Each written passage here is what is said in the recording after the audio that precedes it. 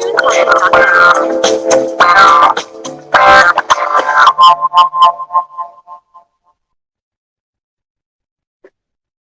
everyone. Good evening. I am Sahaj, and this podcast is going to be about suffering anxiety as a teenager in this extrovert dominating world.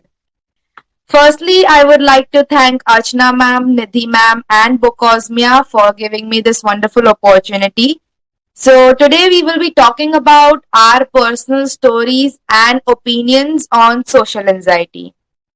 Accompanying me are my friends Aparajita and Samriddhi. We will be discussing our journey through the murky waters of social anxiety. Welcome, Samriddhi, Aparajita. Hello. Aparajita, why don't you start by introducing yourself? I'm Aparajita, a 16-year-old from Vadodara, and thanks for inviting me. All right, so Samriddhi is still yet to join. She's having some technical issues. So I think I'll start by giving you guys a tutorial on how to operate this app. So at the bottom, you'll see the chats. You can give your ideas, thoughts, opinions, or suggestions or questions if you have to ask us or if you want them answered. Also, we have the emojis in the lower bar so you could give your expressions during the podcast. All right, so we'll start. Anxiety is defined as a common feeling that is often described as uneasiness or apprehension. And at some point or another, everyone experiences anxiety. Now, while everyone experiences anxiety, some of us feel it more often, some more deeply, some less frequently, and some less intensely. Statistics show that at least 3.8% of the people in the world have anxiety. It seems like a small number, but just because we belong to the minority does not mean our problem can be overlooked.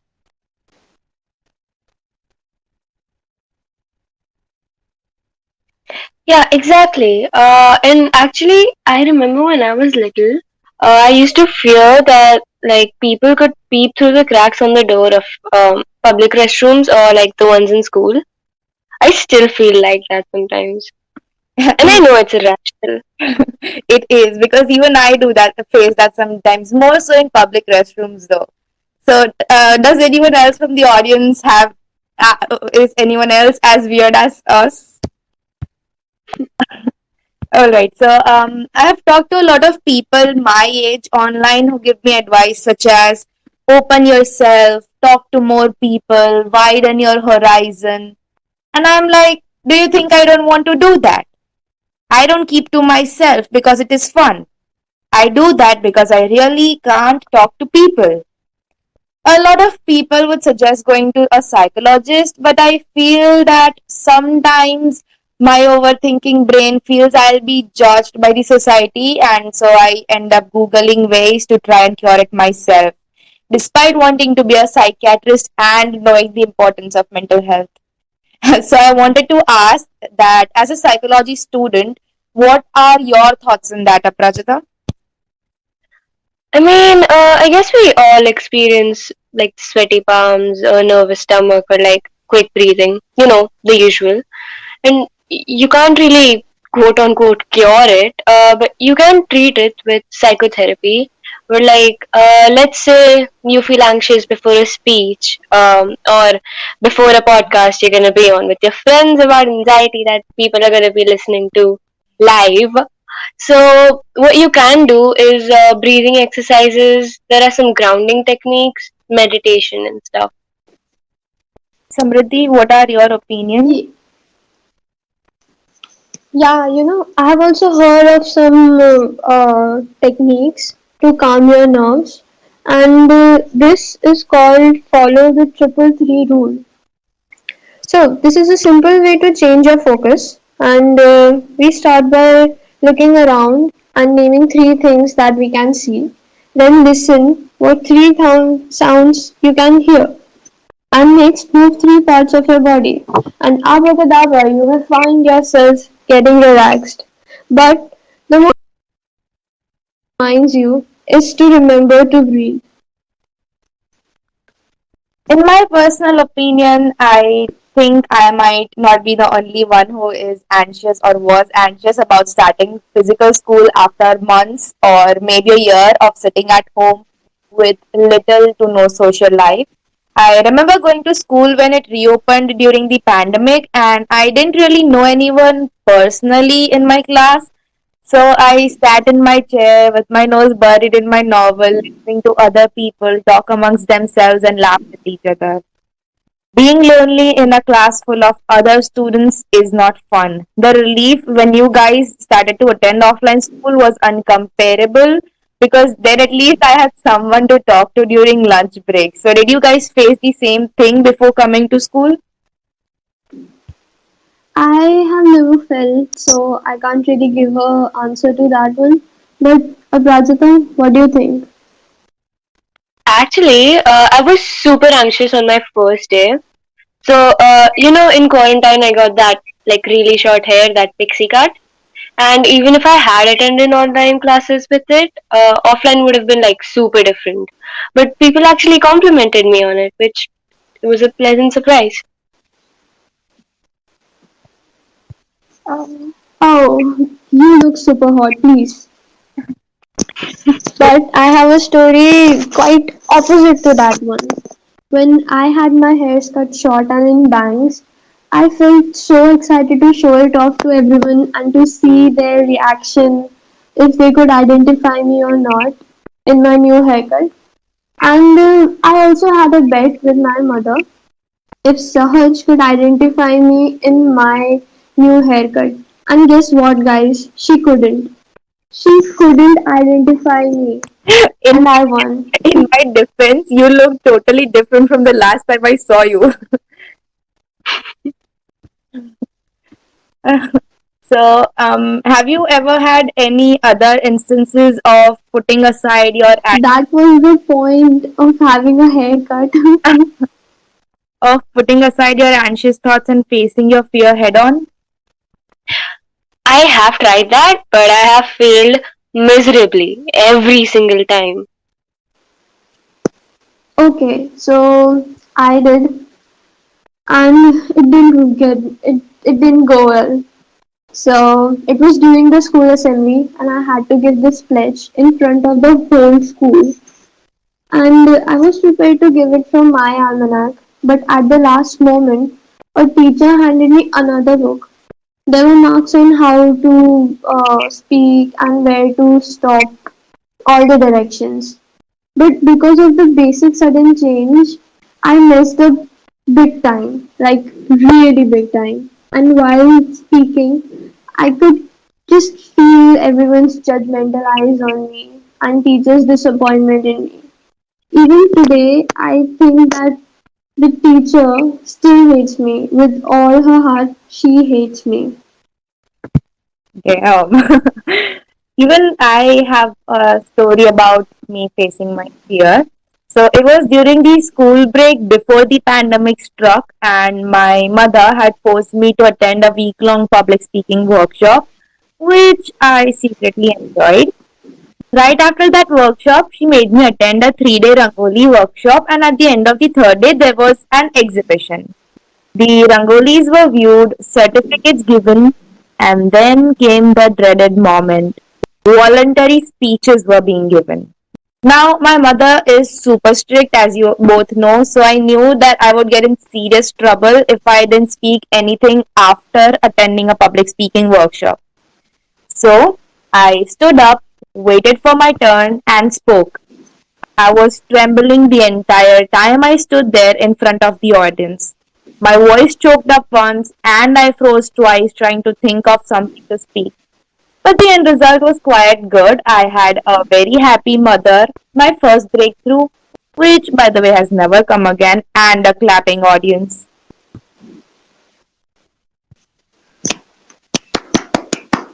Yay!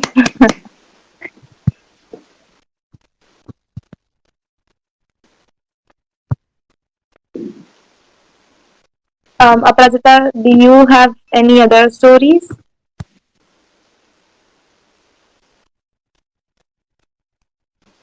Samriddhi?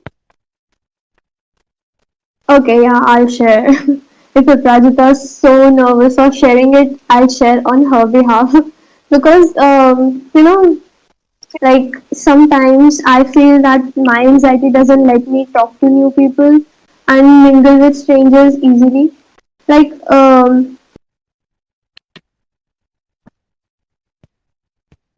is like super good and fits in with crowds so well. Her name is Meher, and she's like a master at flirting. And by what Aprajita tells us about Meher, she literally is such a master at flirting and initiating physical touch.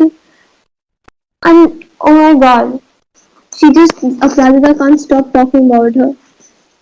That it all comes so naturally, and even after being friends for her for like these few months, it is just amazing how she does all this. Actually, I think I remember Meher. Was she the one who came with us on Abrajita's birthday to that cafe? Yeah, yeah, Uh, that's the Yeah, one. exactly. Also, Nidhi ma'am has a question for us. So, anxiety necessarily doesn't mean you are bound to face problems in public speaking. Um, I actually, the sir was quite good. He told us a few techniques that could help hide our anxiety. So, even with me having trouble speaking, I could at least hide it better at how I was going through it while speaking. So it doesn't necessarily mean it will hinder with my public speaking, but it is still a little bit of an obstacle. Also, Satvika has a question. People always get confused between anxiety attacks and panic attacks. So, is there a major difference between them? Either of you could answer it. Um, yeah, I think that there are major differences between them because the panic attack comes on suddenly and it involves intense and often overwhelming fear, and they are also accompanied by challenging physical symptoms like racing heartbeat, shortness of breath, or nausea. Also, I researched it, and Google says that anxiety can be a superpower. It says that having anxiety makes us better at reading the emotions and feelings of those around us. And studies show that people with anxiety have a heightened sense of empathy that makes us more skilled at conflict resolution, giving advice, or, well, simply being a good shoulder to cry on. That Okay, I have definitely something. describes me to a T. Hey, I have something more in the difference between panic attack and anxiety attack. So, I have read this somewhere that during panic attack, the body's autonomous flight or fight response takes over, and that physical symptoms are often more intense than symptoms of anxiety. While anxiety can build gradually, panic attack usually comes on abruptly. And panic attacks Right, and I typically trigger worries or fear related to having another attack. and yeah, I've also heard that anxiety attacks actually have a reason. Like even though it's a little irrational, but panic attacks can come on with no reason at all. Okay, so I don't have extreme anxiety like you guys here, but the little amount that I do, I just pretend that everything's fine and I'm perfectly in control of my emotions. And that works. Fake it till Really. you make it. Yeah. So, a while ago, there was this book called The Anxiety Workbook for Teens that I was going through, and it told me about relaxation techniques that can help us during and before our anxiety, like on a daily basis. That will probably answer your question, Archana ma'am, about what about anxiety in the future and how to deal with it. So, while I was reading through this book, there was this question going through my mind about why we should perform relaxation techniques before we feel anxious. So, to understand that logic, think about your teeth. Do you wait until you have a cavity to start brushing your teeth? No. Most of us brush our teeth every day because it helps prevent cavities from forming. So it is the same with anxiety. If we practice these techniques every day, we can better prevent it from occurring randomly.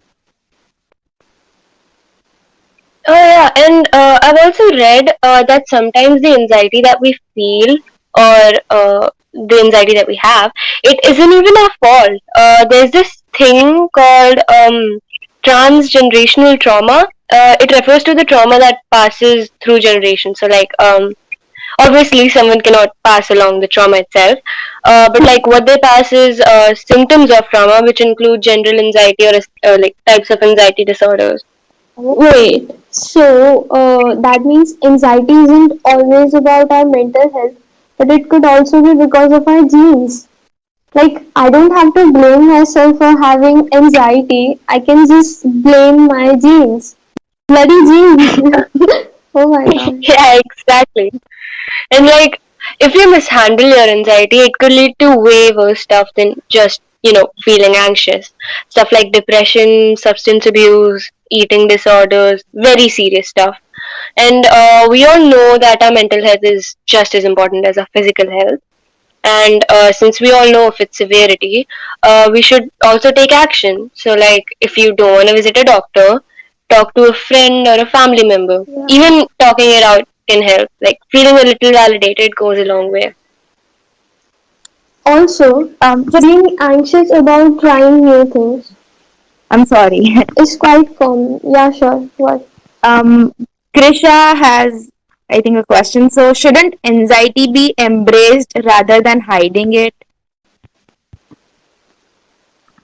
Yeah, definitely you should embrace your anxiety, but you should also try to overcome it because in the end, anxiety is just an irrational fear of something that could happen. We need to work on our anxiety. Yeah. Yeah, but definitely don't be ashamed of it. All right. So, you can continue now, Samriddhi. Sorry. Thank you. Okay, so being anxious about trying new things is quite common among us teenagers. We are very used to being in our own comfort zone, especially because of the pandemic, where we didn't have any contact Human. with human beings. Sure. So, a lot of us have learned to deal with our anxiety without causing anyone trouble. I know a few people, but I feel that that shouldn't be the case. We can deal with it by ourselves in high school, but what about when we go to college? We will be in a new environment there, right? I would like to be a better version of myself in my university years, and I'm sure everyone would agree with me too. I mean, please don't mistake me. I'm not trying to make you more anxious. I'm just giving you something to think about when you're faced with the dilemma of facing or cowering before your anxiety. Dude, just listening to that gave me anxiety. Oh, Okay. sorry. Felt like saying lol right now. Text. Wrong place. I know. So, Satvika had a question. I think I missed it. Just a second. Okay, so Yeah. she asked, how am I supposed to work on my anxiety when literally many things around me trigger it?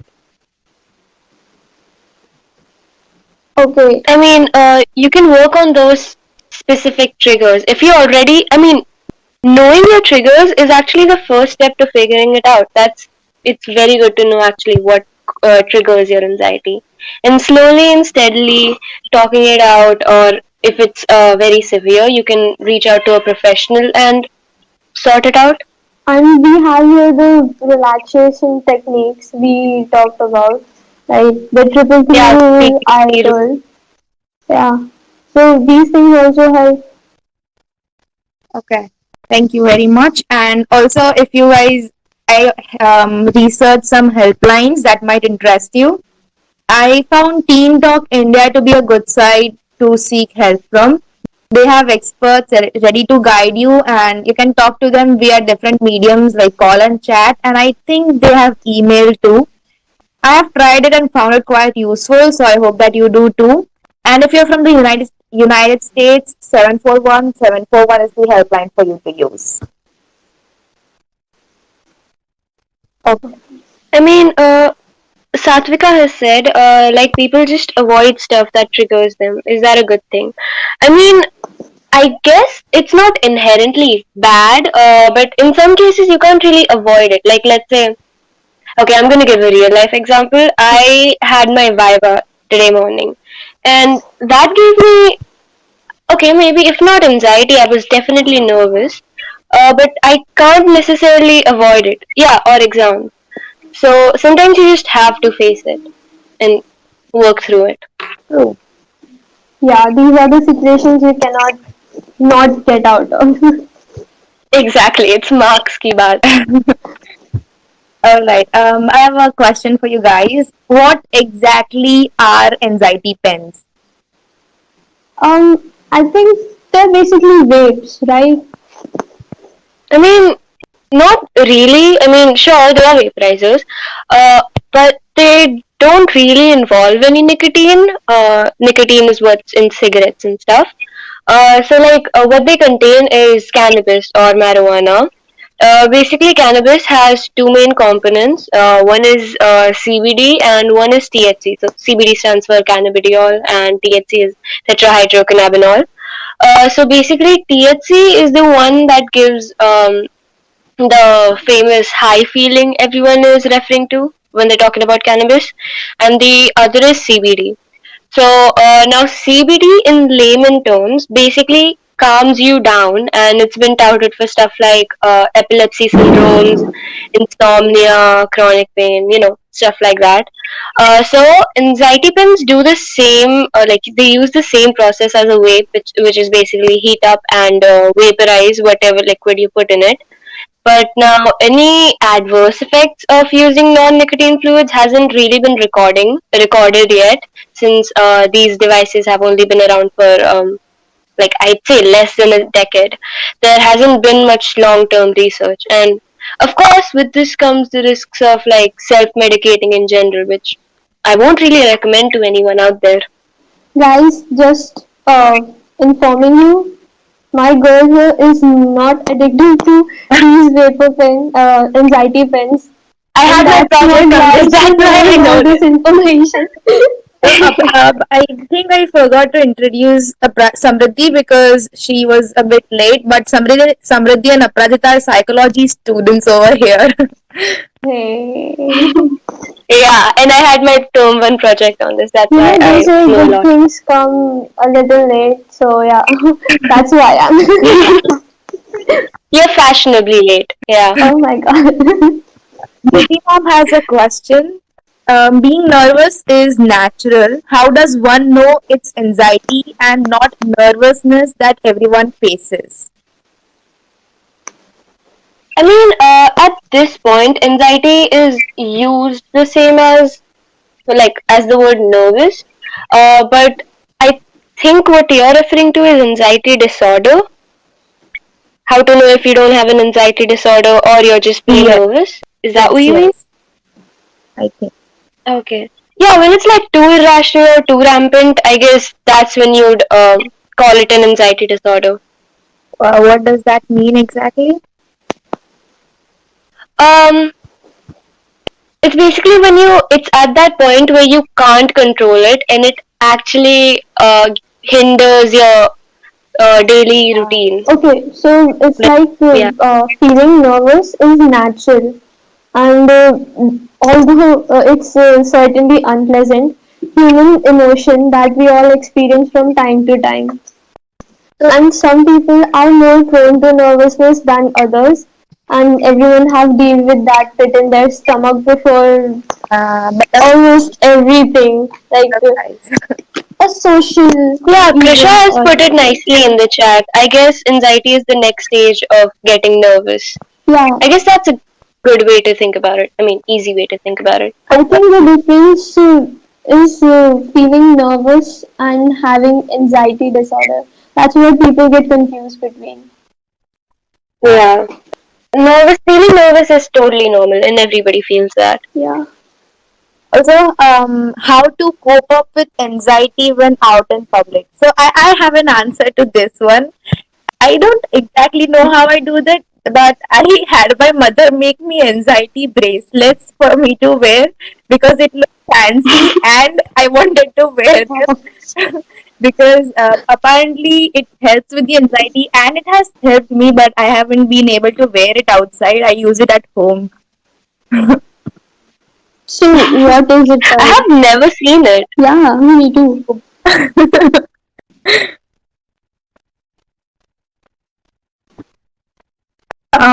Also, I sometimes listen to some songs that help me. Like, there's this teenage girl who I listen to. She's called Sophie Pecora, and her song is titled Anxiety. So, whenever I listen to it, I usually listen to her songs when I am in that phase where I feel that I'm all alone, despite knowing there are a lot of people around me who are like me. So whenever I Yeah. listen to her song, it cheers me up somehow, despite it just telling my symptoms to me. But it still cheers me up knowing that I'm not alone in this. Yeah, actually, I have a song like that too. It's called Agoraphobia. It's by Autoheart. Agoraphobia is actually a type of anxiety disorder. It's basically when you tend to avoid places with too many people, enclosed places usually with too many people. It's like a really good song. Well, I don't know what unpopular artists you are talking about, but guys, highly recommended Billie Eilish. It really calms You're a my. stan. Oh yeah, tell me about it. But it really calms my nerves all the time. Trisha also recommended us a song, Fearless Soul. Who is it by?